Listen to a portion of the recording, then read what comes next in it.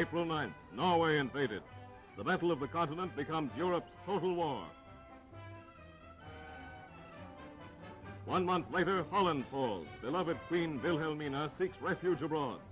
Millions of Belgians reenact the tragic migration of 1914. May 28th, Leopold, King of the Belgians, surrenders, and the world despairs. Dunkirk. Here, 300,000 Allied soldiers battle and swim to safety under an inferno of fire. June 5th, the critical Battle of France begins. For 3 terrifying weeks, the armies of Weygand fall back in the face of overwhelming mechanized might. Italy. While France fights for its life, Italy marches beside Germany.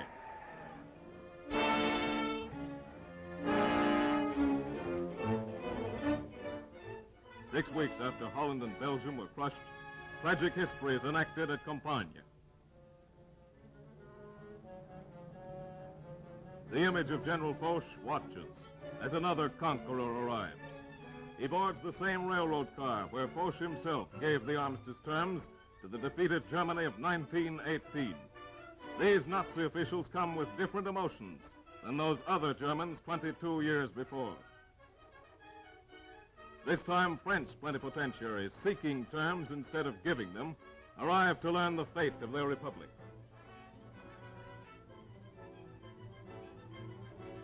Grim formality when victor and vanquished meet. With terms stated, Adolf Hitler allows time for the French to telephone the Vichy government.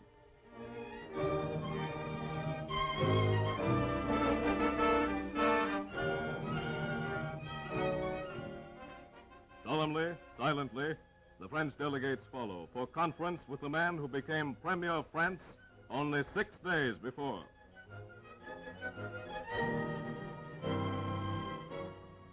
Henri Pétain, who must give the answer.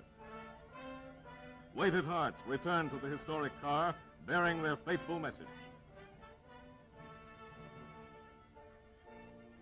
France has decided, and the knee is bowed in submission with a flourish of tragic pens.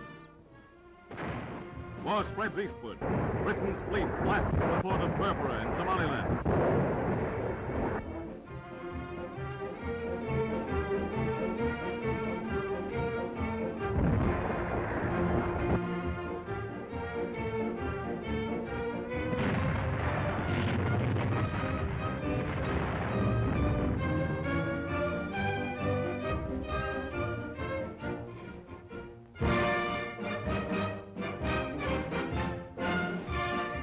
Defiance,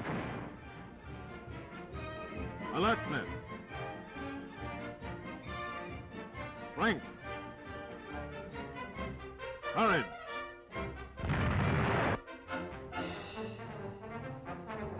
The heroic RAF takes to the air.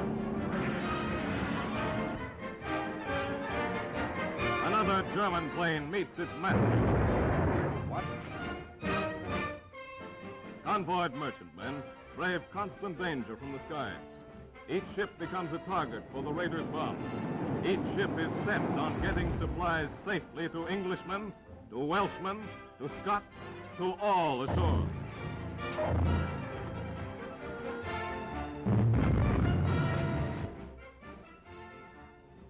Under brave General de Gaulle, brave Frenchmen still fight Germany. London. Waves of Nazi planes swarm westward to the world's largest city. Some reach London's warehouses, tenements, and great docks.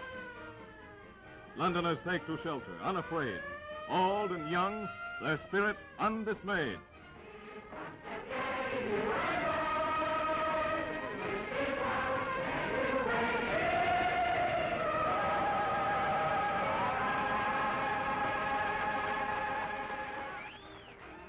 Above their heads, destruction is falling from the blacked-out heavens. Artillery and bomb pandemonium rages for hours, days, and months. London burns by night.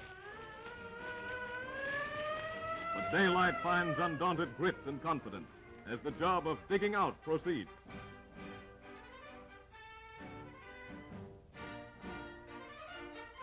Even the dummies get attention. we mean dummy.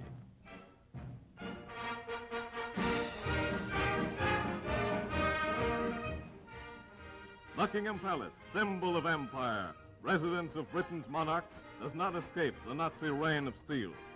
King George and Queen Elizabeth examine a piece of the missile that demolished a part of their palace home.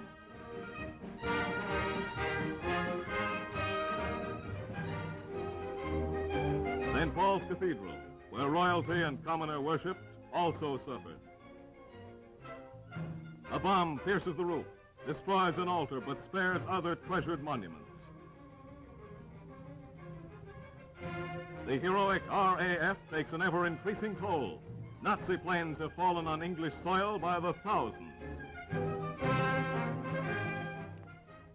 May well be that the final extinction of a baleful domination will pave the way to a broader solidarity of all the men in all the lands than we could ever have planned if we had not marched together through the fire.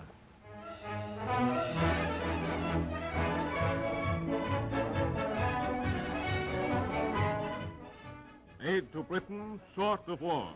In exchange for Atlantic naval bases in English possessions, 50 discarded World War destroyers are reconditioned.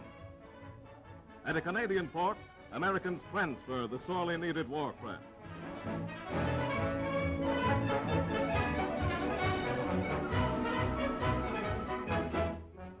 Millions for artillery.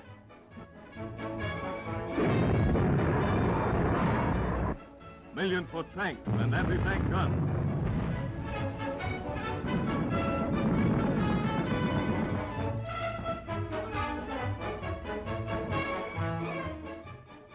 Millions for airplanes, thousands of them, while American plants are producing other thousands for Britain.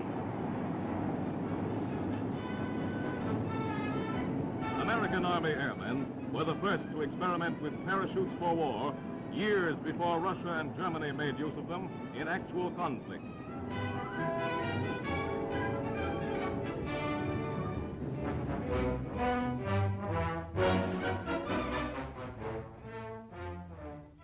As Japan casts its lot with the Axis powers, the United States speeds the building of its first two-ocean navy.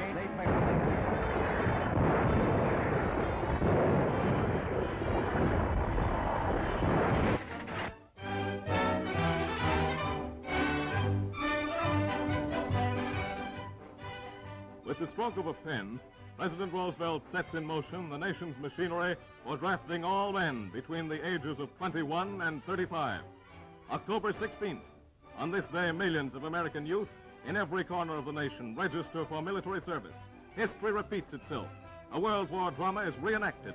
The same fishbowl from which capsules were drawn for the wartime draft in 1917 again serves for the country's first peacetime call.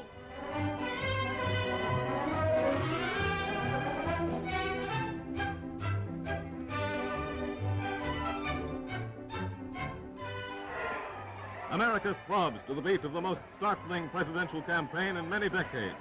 Wendell Willkie arouses amazing devotion and respect in his strenuous bid for the White House. President Roosevelt also is given thunderous receptions.